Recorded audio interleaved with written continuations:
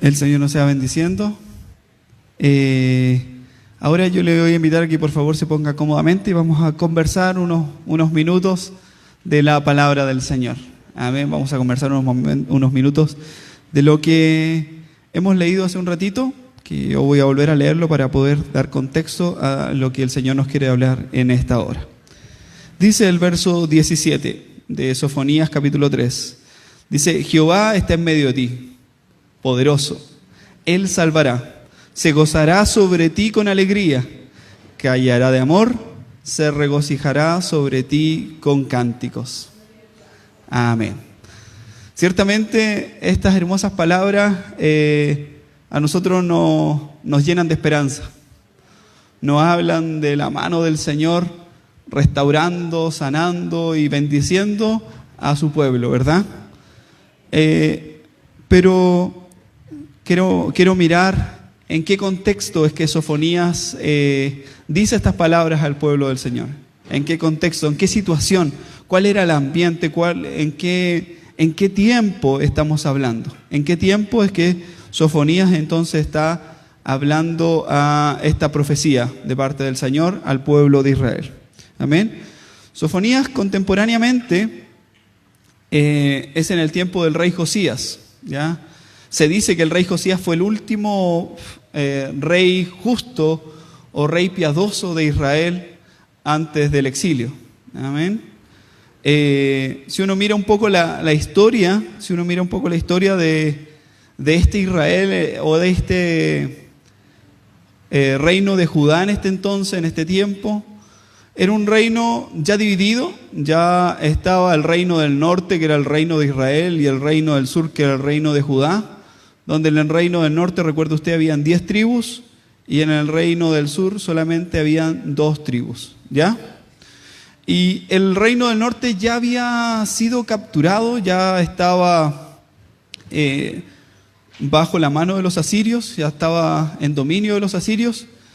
Y en el contexto de Sofonía estamos en el tiempo de transición, cuando Dios declara estas palabras a través de este profeta, porque también el reino del sur iba a sufrir igual destino.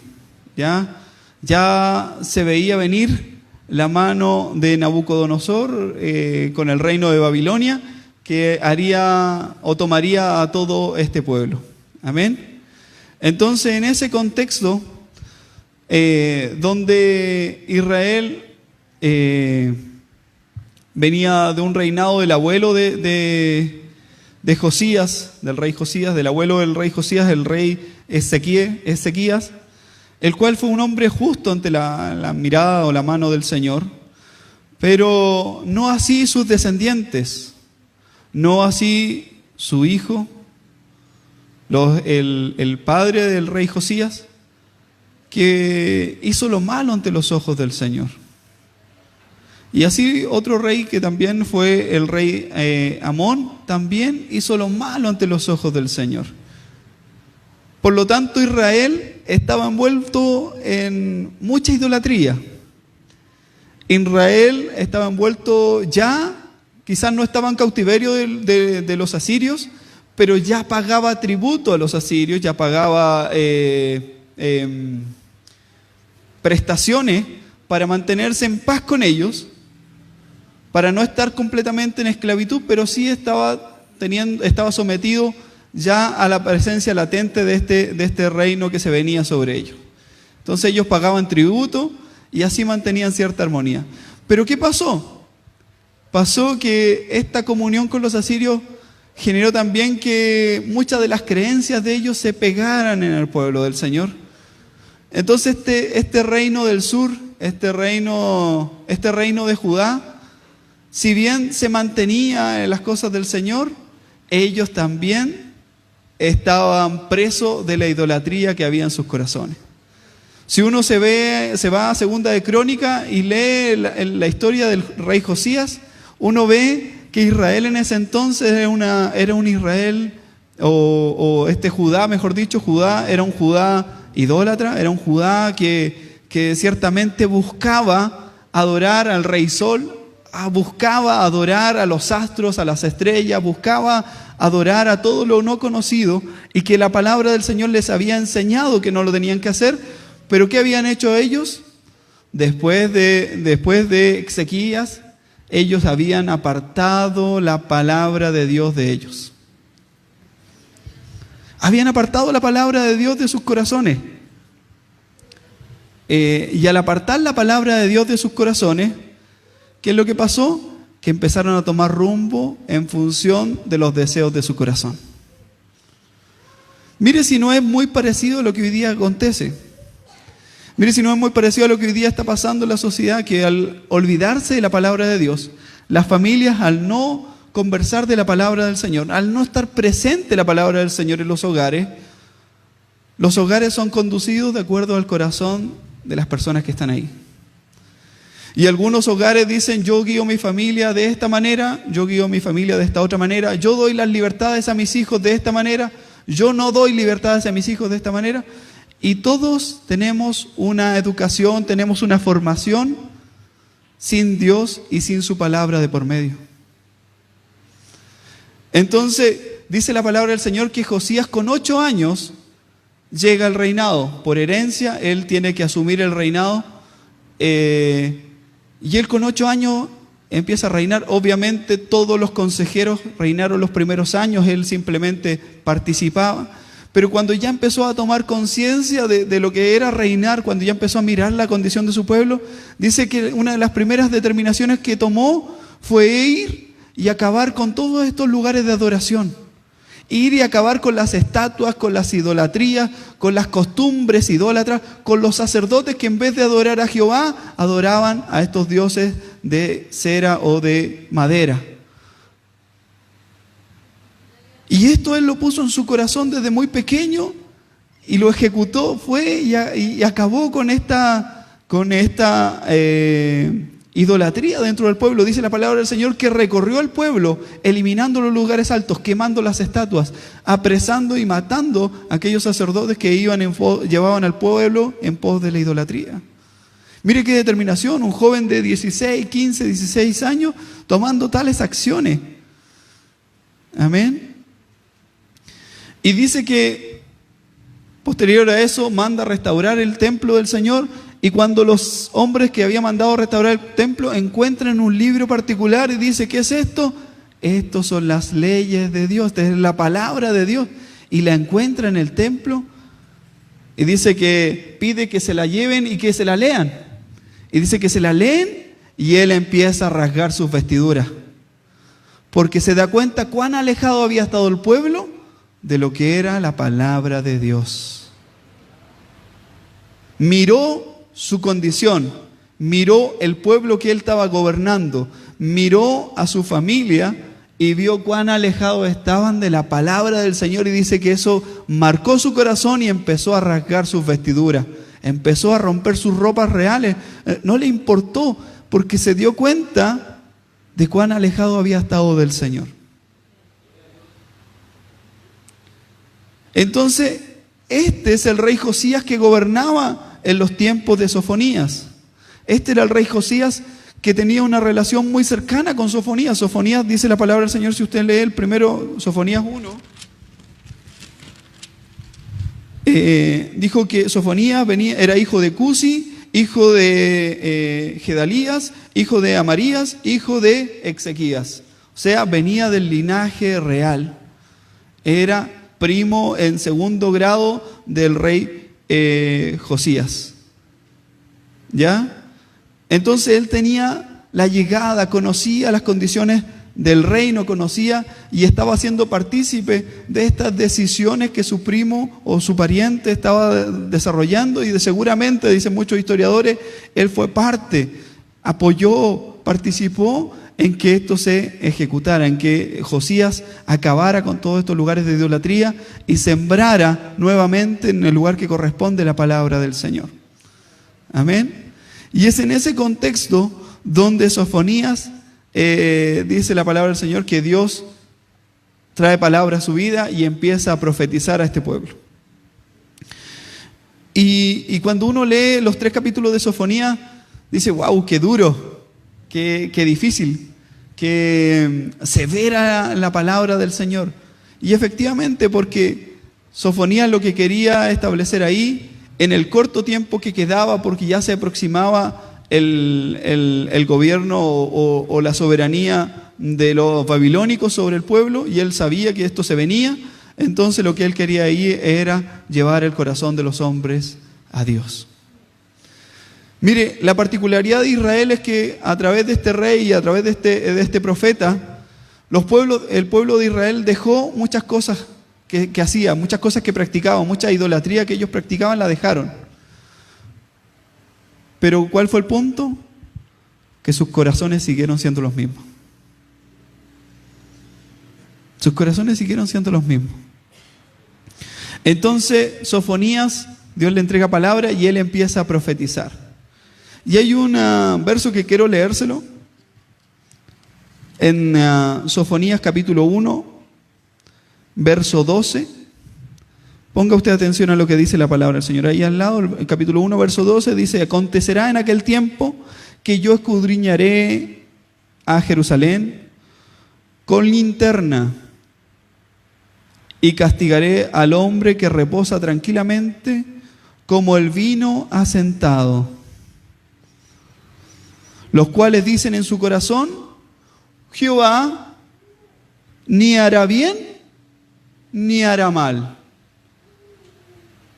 Y esto a mí me llamó la atención. Yo dije, de esto es lo que debo hablar, pero después el Señor me llevó a lo otro, pero básicamente esto habla muy claramente de la condición de la persona. Mire, dice que Jehová escudriñará sobre Jerusalén y verá a los hombres reposadamente, como están ahí, como un vino asentado, como un vino en reposo, como un vino enañejado, que se está añejando. Y dicen en sus corazones: Jehová no hará ni bien, ni Jehová hará mal. Entonces Jehová, da lo mismo lo que yo haga, Jehová queda impávido, Jehová no actúa, Jehová no se mueve. Yo puedo estar reposadamente. Total, Jehová no mira esto. Y eso, como usted sabe que la palabra escudriña el corazón de uno primero, eso caló muy fuerte en mi corazón. Porque uno empieza a meditar. Yo estuve harto rato meditando en si esa linterna apuntara a mi corazón, ¿qué diría? ¿Qué vería en el corazón de Roberto Yáñez? ¿Qué vería en el corazón suyo? Porque esto no es una mirada a lo que podría ver la hermana Carmen, la hermana Patricia o mi esposa.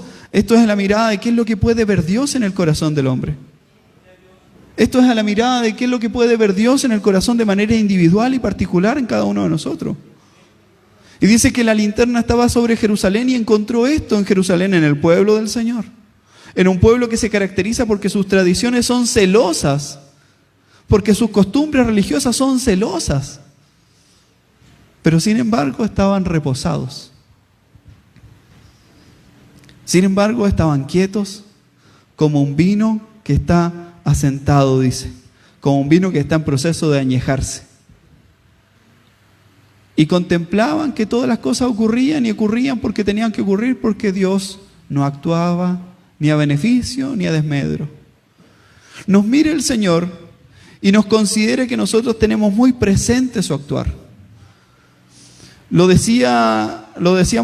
conversábamos delante en la escuela dominical, cómo este mundo ha caminado sin Dios y ha caminado a su juicio, y a su juicio encuentra que camina excelente, que vamos mejorando las cosas, que antes la sociedad no se había levantado, que la sociedad no tenía la fuerza que hoy día tiene, que la sociedad no mira con el sigilo, con la exigencia que hoy día mira, pero mira, ¿con qué lupa?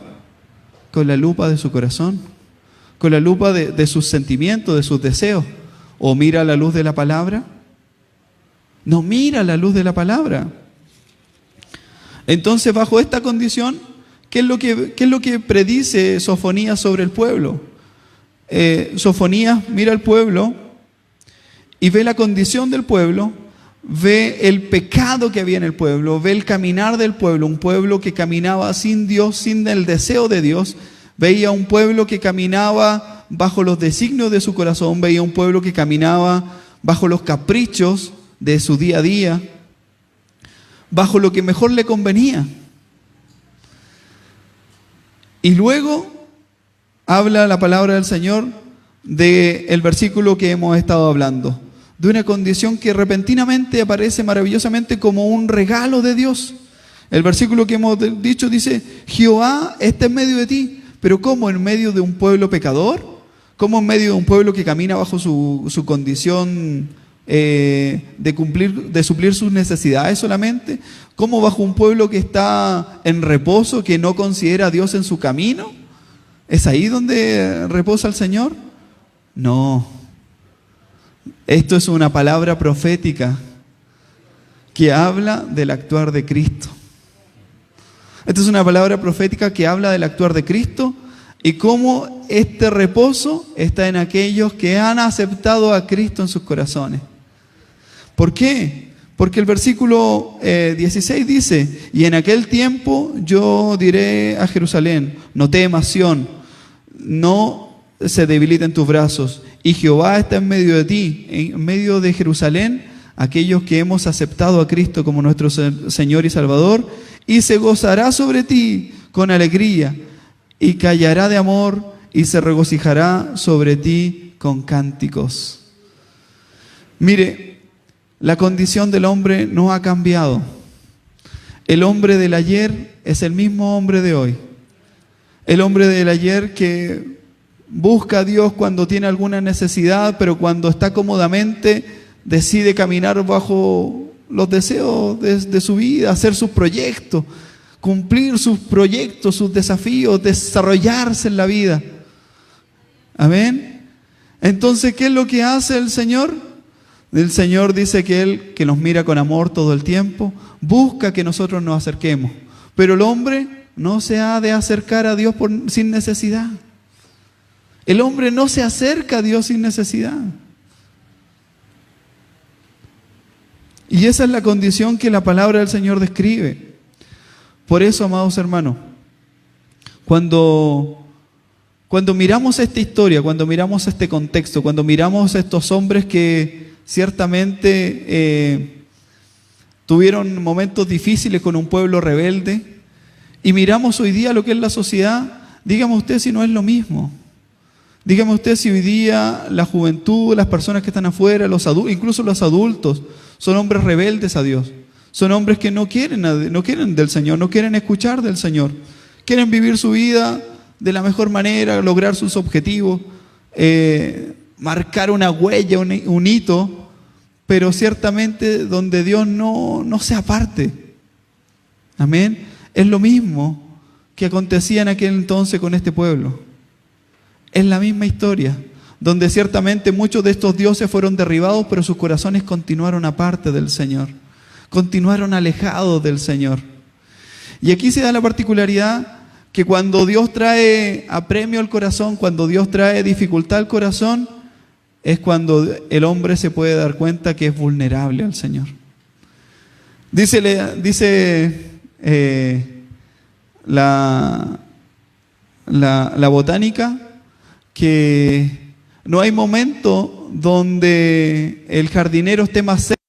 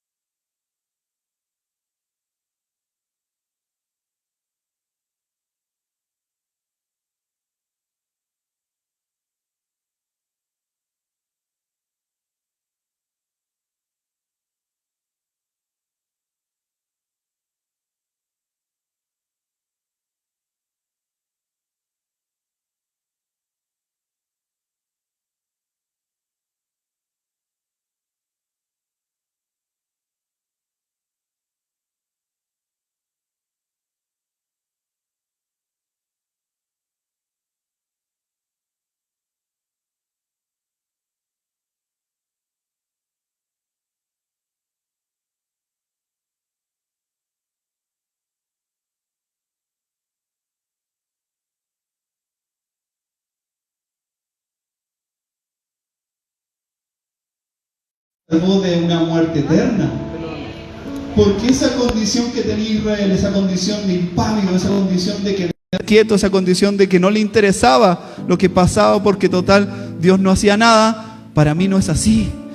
Para mí mi corazón se enardece porque yo sé que Dios vive, porque yo sé que Dios reina, porque sé que el Señor no se queda impávido al actuar de los impíos y que tarde o temprano vendrá el castigo. Y eso a mí me preocupa, y por eso es que yo quiero compartir el Evangelio, y yo creo que usted también. Porque como dice el Señor, el versículo 17, el Señor salva, se gozará sobre ti con alegría. ¿Qué dice la palabra del Señor? Dice, más vale, o se hace fiesta en el cielo, dice todo, se hace fiesta en el cielo cuando un pecador viene al Señor, y esa es verdad, la palabra del Señor aquí lo confirma, dice, se gozará sobre ti con alegría, con gozo, cantará en amor, callará de amor, se regocijará en ti con cánticos. Mire qué grande es la salvación del Señor. Qué grande es la salvación del Señor. Qué cosa más gloriosa es la que Dios trae, a pesar de que este pueblo era un pueblo pecador, un pueblo que su corazón estaba alejado del Señor. Cuando este pueblo reconoce a Cristo, cuando este pueblo reconoce a Dios, cuando este pueblo conoce la palabra del Señor, Dios trae esta bendición sobre ellos. Cuando nosotros conocemos a Cristo, cuando nosotros conocemos la palabra del Señor, cuando nuestro corazón se va al Señor, e indistintamente lo que esté en el bolsillo, en la mano, o lo que está a nuestro alrededor, nuestra alegría es Cristo, esto viene a su corazón. Y usted lo que quiere es compartir estas gratas nuevas de salvación. Y usted lo que quiere compartir es este Dios glorioso que a usted le salvó. Usted puede decir, es que yo voy a alabar al Señor cuando Dios me sane de mi enfermedad. Es que yo voy a alabar al Señor cuando Dios restaure mi familia. Es que yo voy a alabar al Señor cuando Dios salve a mis hijos. Créame, usted se está perdiendo lo más grande, que es hoy día servir al Señor, que es hoy día alegrarse con el Señor, que es hoy día gozarse con el Señor, que es hoy día disfrutar las maravillas del Señor, como lo entendió este hombre muy joven. Sí, muy joven, este rey Josías, al leer la palabra se entendió lo alejado que estaban del Señor, y él quiso llevar su corazón, su vida y a su pueblo al Señor. Cada uno de nosotros miremos nuestro corazón y digamos, ¿qué me sostiene al Señor? ¿Qué me tiene retenido al Señor? ¿Hay algo que me tenga sostenido? Porque si yo me alejo del Señor, Dios me va a castigar y me va a traer enfermedades, peste, pobreza. ¿Es eso lo que me tiene al Señor? ¿Es eso lo que me acerca a Dios? ¿Es eso lo que me mantiene en la casa del Señor? ¿O simplemente, o mayormente, mejor dicho, es la obra de salvación de su alma? Es la obra gloriosa que Dios ideó tan perfectamente para salvarle a usted. Si usted en esta hora está en este lugar, es porque Dios le ha placido que usted pueda escuchar este mensaje. Porque dice que reuniré a los fastidiados por cautiverio de largo tiempo, cuya fuerza o cuyo esfuerzo ha sido el oprobio y ha sido la carga. Y aquí vienen tiempos de refrigerio. En el Señor vienen tiempos de refrigerio. En el Señor, no para aquel que es sanado, porque el que es sanado se vuelve a enfermar, créame. Sino vienen tiempos de refrigerio para aquel que es salvado. Ese es el que tiene tiempos de refrigerio eterno. No aquel que se le restaura alguna necesidad. Ciertamente Dios lo tiene en consideración y Dios es poderoso para hacer. Dice que todo lo que pidamos al Padre en su nombre nos lo dará. Eso no hay discusión alguna. Yo creo fielmente que Dios ha de responder cada una de sus necesidades. Pero lo que Dios quiere responder primeramente es la necesidad de su alma. Y que ese corazón quieto y reposado que considera que Dios es indiferente, no sea más, y sea un corazón enardecido, y sea un corazón que vibre por Cristo, y sea un corazón que vibre por el Evangelio, y sea un corazón que de verdad quiera servir al Señor. Amén. Porque lo veíamos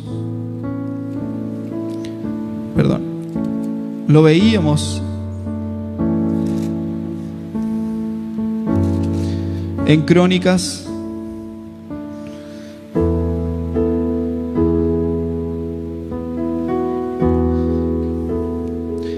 En 2 de Crónicas 10, verso 5, dice: derribando argumentos y toda altivez que se levanta en contra del conocimiento de Dios, y llevándolo cautivo todo pensamiento a la obediencia de Cristo, y estando pronto para castigar toda desobediencia cuando vuestra obediencia sea perfecta. Como lo dice aquí en 2 de Corintios, estando pronto para llevar, para hablar, para defender, no las cosas que son secundarias, no si Dios restaura los matrimonios, no restaura los matrimonios, no si Dios compra zapatos nuevos o entrega zapatos usados, no si Dios me da un trabajo donde gane 200 y ahora gano 210 y wow, el Señor me ha bendecido. No, si lo esencial, hermano, lo esencial es la salvación de su alma, porque estamos en tiempos súper difíciles, súper complicados. Mire cómo hoy día la sociedad se ha levantado en contra del Señor. Y ya la sociedad no quiere nada que tenga que ver con Dios. Dice: Dios me ha oprimido durante tantos años, entonces hoy día yo me rebelo porque me siento oprimido, y no puede ser que una sociedad con Dios me oprima, y yo quiero rebelar y quiero hacer notar mi voz.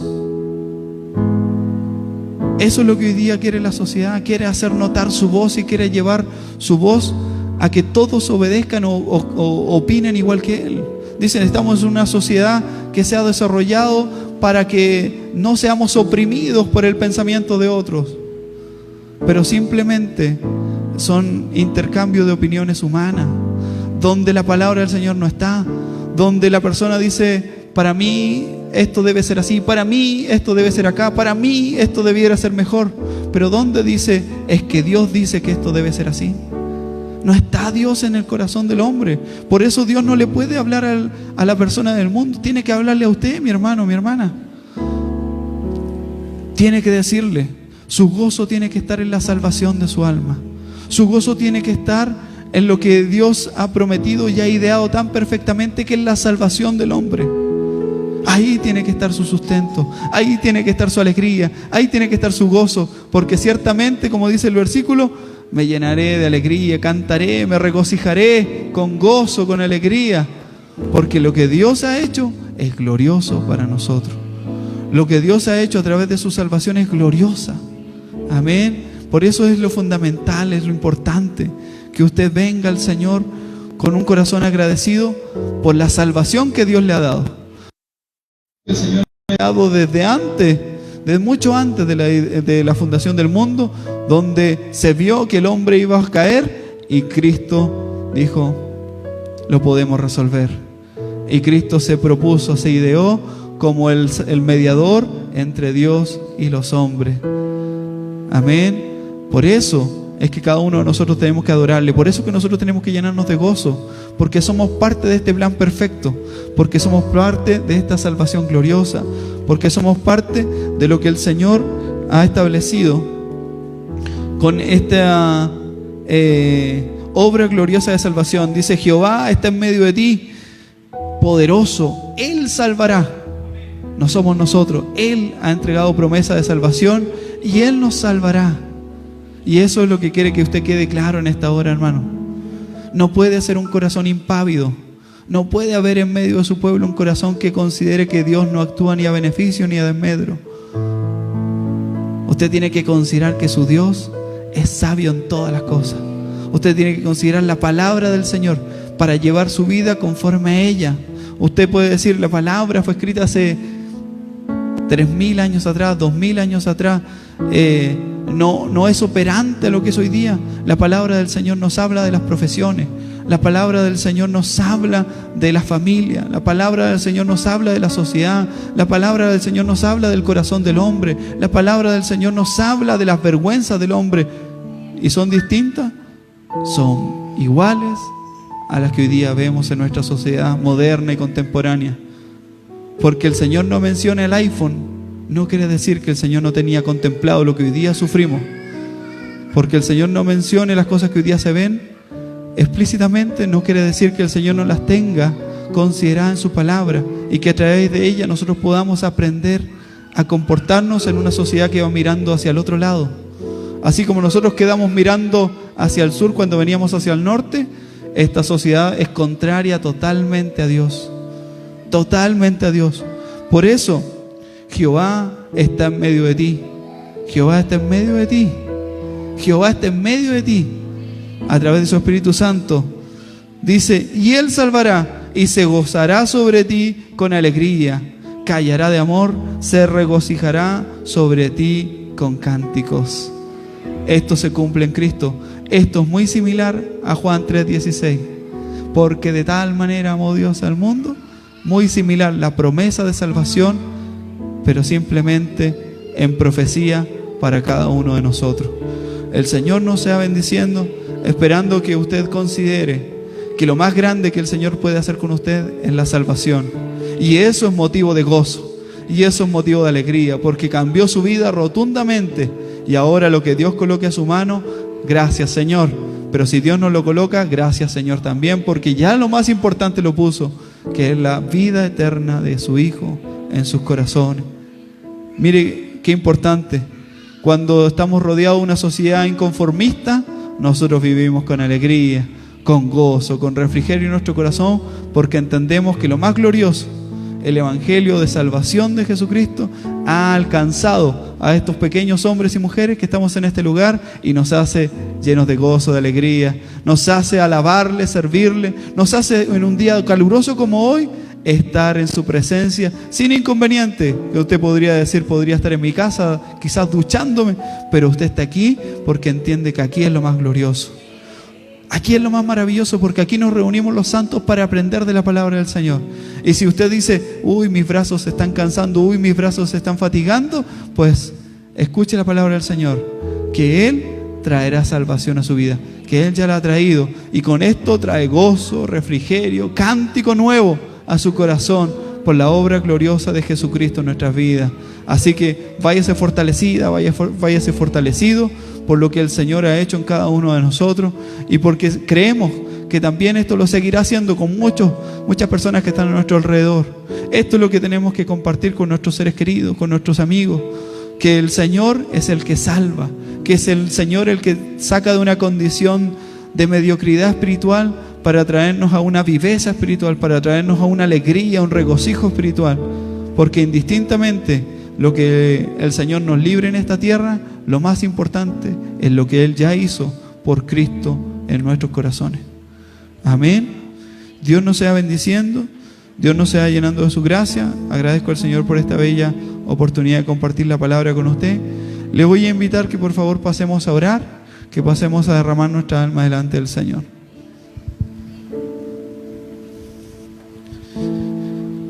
Señor amado, bendito Dios del cielo, gracias por tu palabra, bendito Dios, que nos habla y que trasciende en los tiempos y nos lleva, Señor amado, a que es mucho más importante tu salvación que las cosas que están a nuestro alrededor. Cuando esta sociedad nos impregna de inconformismo, cuando esta sociedad nos impregna de las necesidades de más y más cosas, Señor amado, y no nos deja contemplar lo glorioso de tu salvación, cuando nuestro corazón, Dios, donde le es indiferente, Señor amado, tu actuar, tu mover, y nos remece y nos lleva nuevamente a ti, Señor amado. Oh Dios del cielo, gracias por tu salvación gloriosa.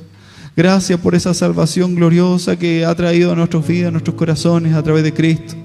Gracias por este tiempo en donde podemos conversar y recibir fuerzas de ti, bendito Dios. Fuerzas de aquel que lo dio todo por nosotros, Señor amado.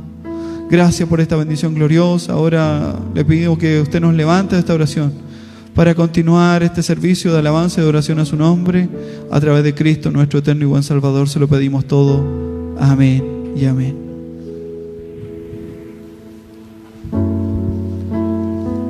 Le invito a la gloria al Señor.